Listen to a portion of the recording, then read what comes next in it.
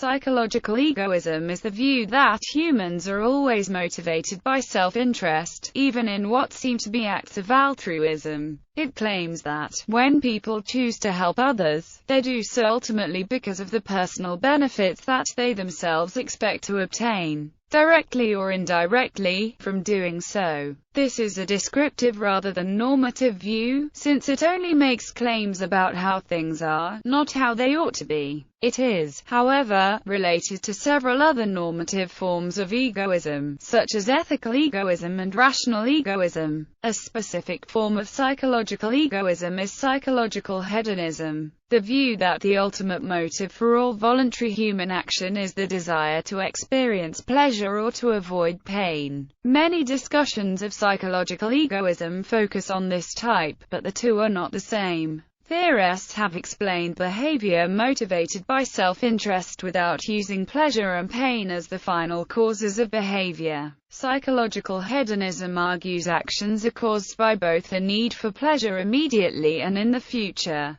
However, immediate gratification can be sacrificed for a chance of greater, future pleasure. Further, humans are not motivated to strictly avoid pain and only pursue pleasure, but, instead, humans will endure pain to achieve the greatest net pleasure. Accordingly, all actions are tools for increasing pleasure or decreasing pain, even those defined as altruistic and those that do not cause an immediate change in satisfaction levels. Foundations. Beginning with ancient philosophy, Epicureanism claims humans live to maximize pleasure. Epicurus argued the theory of human behavior being motivated by pleasure alone is evidenced from infancy to adulthood. Humanity performs altruistic, honorable, and virtuous acts not for the sake of another or because of a moral code but rather to increase the well-being of the self. In modern philosophy, Jeremy Bentham asserted, like Epicurus, that human behavior is governed by a need to increase pleasure and decrease pain. Bentham explicitly described what types and qualities of pain and pleasure exist, and how human motives are singularly explained using psychological hedonism. Bentham attempted to quantify psychological hedonism. Bentham endeavored to find the ideal human behavior based on hedonist calculus, or the measurement of relative gains and losses in pain and pleasure, to determine the most pleasurable action a human could choose in a situation. From an evolutionary perspective, Herbert Spencer, a psychological egoist,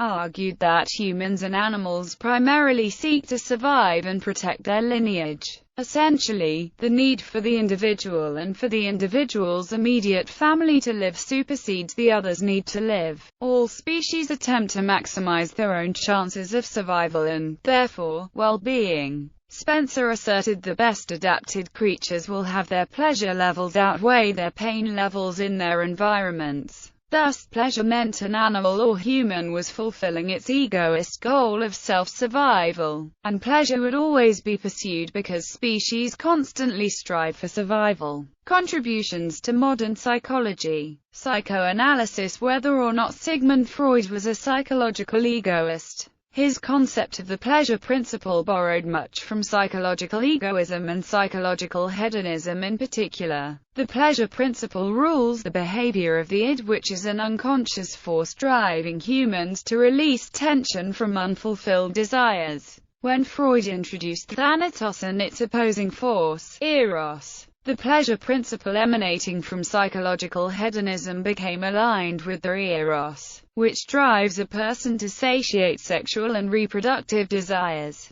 Alternatively, thanatos seeks the cessation of pain through death and the end of the pursuit of pleasure. Thus hedonism rules thanatos, but it centers on the complete avoidance of pain rather than psychological hedonist function which pursues pleasure and avoids pain. Therefore, Freud believed in qualitatively different hedonisms where the total avoidance of pain hedonism and the achievement of the greatest net pleasure hedonism are separate and associated with distinct functions and drives of the human psyche. Although eros and thanatos are ruled by qualitatively different types of hedonism, eros remains under the rule of Jeremy Bentham's quantitative psychological hedonism because eros seeks the greatest net pleasure. Behaviorism. Traditional behaviorism dictates all human behavior as explained by classical conditioning and operant conditioning. Operant conditioning works through reinforcement and punishment, which adds or removes pleasure and pain to manipulate behavior. Using pleasure and pain to control behavior means behaviorists assumed the principles of psychological hedonism could be applied to predicting human behavior. For example, Thorndike's law of effect states that behaviors associated with pleasantness will be learned and those associated with pain will be extinguished.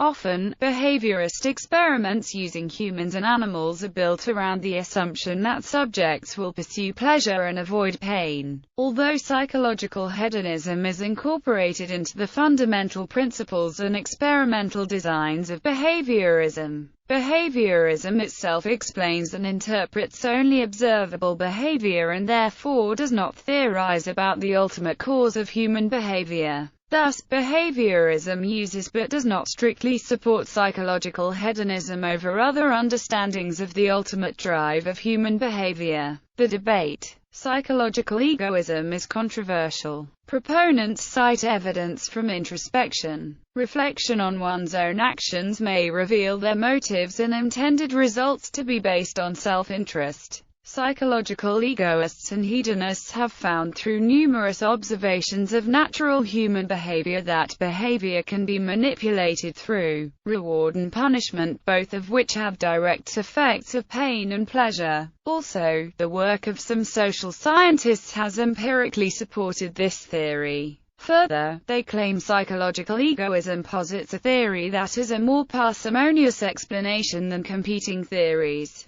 Opponents have argued that psychological egoism is not more parsimonious than other theories. For example, a theory that claims altruism occurs for the sake of altruism explains altruism with less complexity than the egoistic approach. The psychological egoist asserts humans act altruistically for selfish reasons even when cost of the altruistic action is far outweighed by the reward of acting selfishly, because altruism is performed to fulfill the desire of a person to act altruistically. Other critics argue that it is false either because it is an oversimplified interpretation of behavior or that there exists empirical evidence of altruistic behavior. Recently, some have argued that evolutionary theory provides evidence against it. Critics have stated that proponents of psychological egoism often confuse the satisfaction of their own desires with the satisfaction of their own self-regarding desires. Even though it is true that every human being seeks his own satisfaction, this sometimes may only be achieved via the well-being of his neighbor. An example of this situation could be phoning for an ambulance when a car accident has happened. In this case, the caller desires the well-being of the victim, even though the desire itself is the caller's own. To counter this critique, psychological egoism asserts that all such desires for the well-being of others are ultimately derived from self-interest. For example, German philosopher Friedrich Nietzsche was a psychological egoist for some of his career, though he is said to have repudiated that later in his campaign against morality. He argues in 133 of The Dawn, that in such cases compassionate impulses arise out of the projection of our identity onto the object of our feeling. He gives some hypothetical examples as illustrations to his thesis,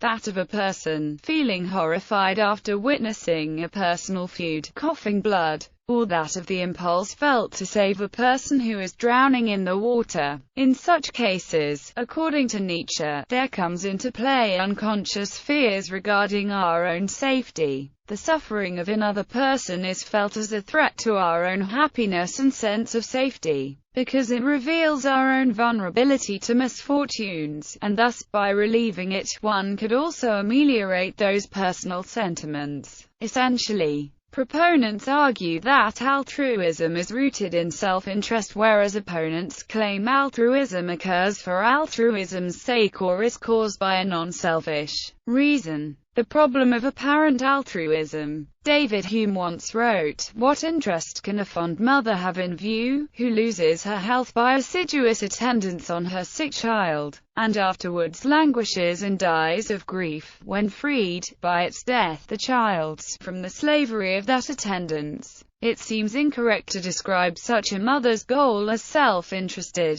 Psychological egoists, however, respond that helping others in such ways is ultimately motivated by some form of self-interest, such as non-sensory satisfaction, the expectation of reciprocation, the desire to gain respect or reputation, or by the expectation of a reward in a putative afterlife. The helpful action is merely instrumental to these ultimately selfish goals. In the 9th century, Muhammad ibn al-Jam al-Barmaki has been quoted saying, "No one deserves thanks from another about something he has done for him or goodness he has done. He is either willing to get a reward from God, therefore he wanted to serve himself, or he wanted to get a reward from people, therefore he has done that to get profit for himself, or to be mentioned and praised by people, therefore, to it is also for himself, or due to his mercy and tender-heartedness. So he has simply done that goodness to pacify these feelings and treat himself." This sort of explanation appears to be close to the view of La Rochefoucauld.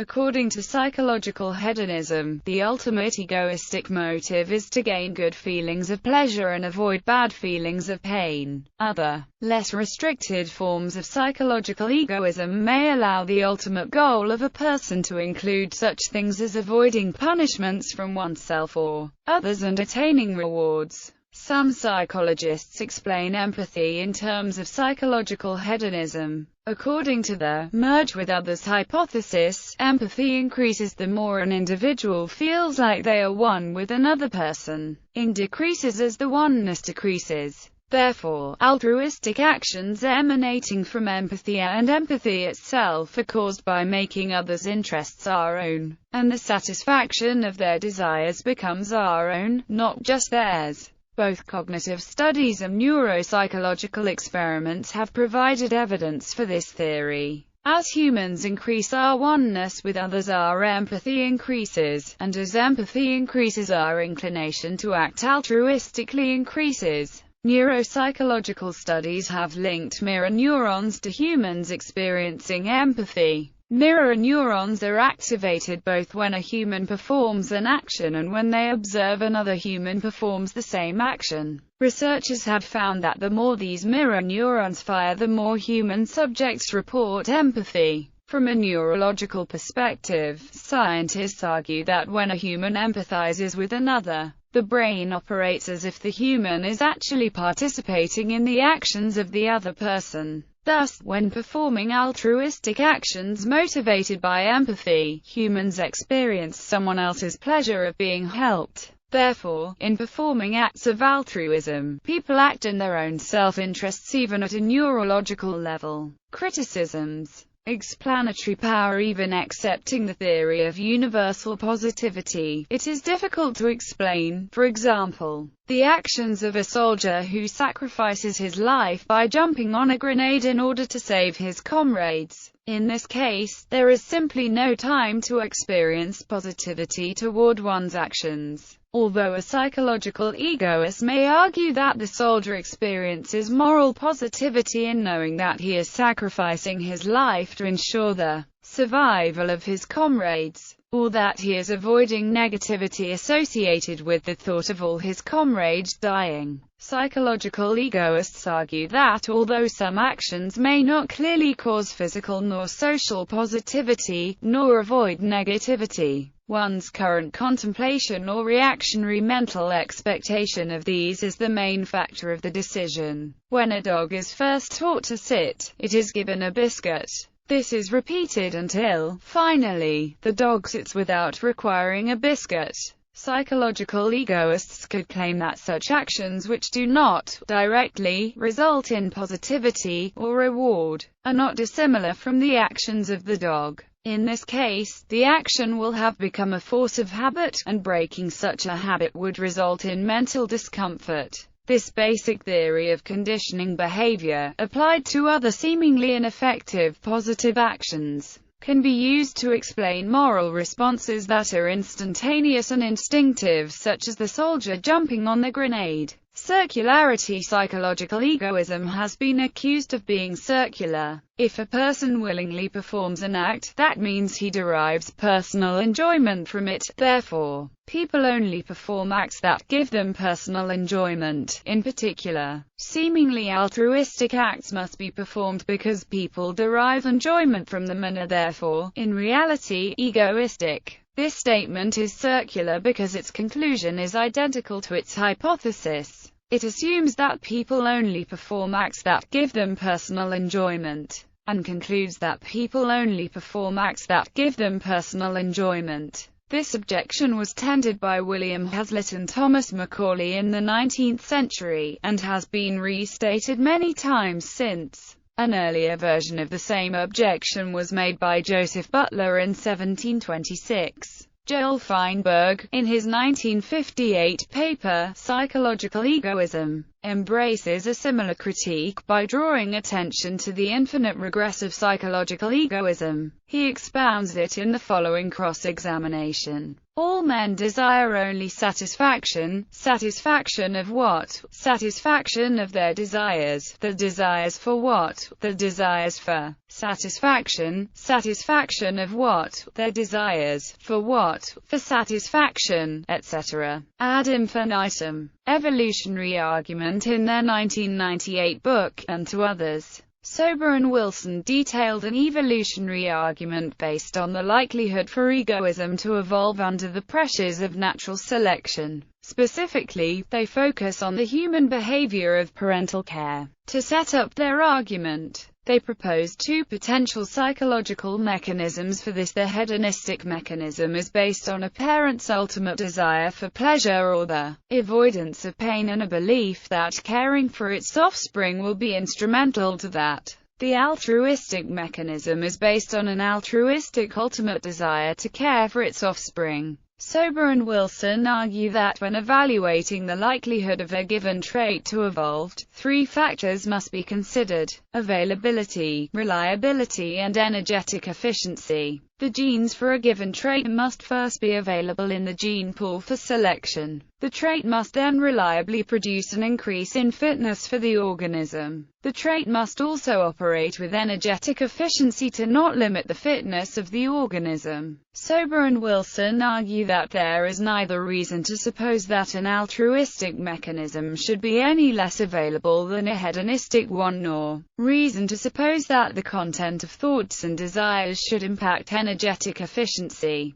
As availability and energetic efficiency are taken to be equivalent for both mechanisms, it follows that the more reliable mechanism will then be the more likely mechanism for the hedonistic mechanism to produce the behavior of caring for offspring. The parent must believe that the caring behavior will produce pleasure or avoidance of pain for the parent. Sober and Wilson argue that the belief also must be true and constantly reinforced, or it would not be likely enough to persist. If the belief fails, then the behavior is not produced. The altruistic mechanism does not rely on belief. Therefore, they argue that it would be less likely to fail than the alternative, i.e., more reliable.